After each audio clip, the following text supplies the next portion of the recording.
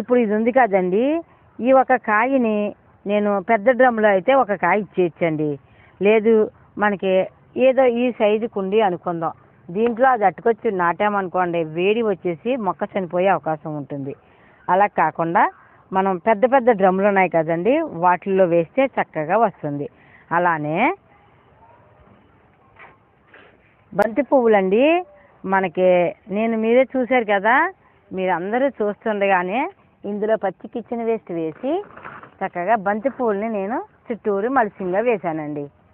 చూసారా, మీకు ఈ బంతి పువ్వులు అడుగున కంపోస్ట్ అవుతూ ఉంది చూసారా. ఇదిగోండి, ఇలా మనకి ఇది లేరుగా ఉంటుంది. నీళ్ళు పోసినప్పుడల్లా మనకి ఇది కంపోస్ట్గా మారటానికి ఉపయోగపడుతుంది. మొక్కకి ఏమాత్రం కూడా తేమ ఆరిపోకుండా ఉపయోగపడుతుంది.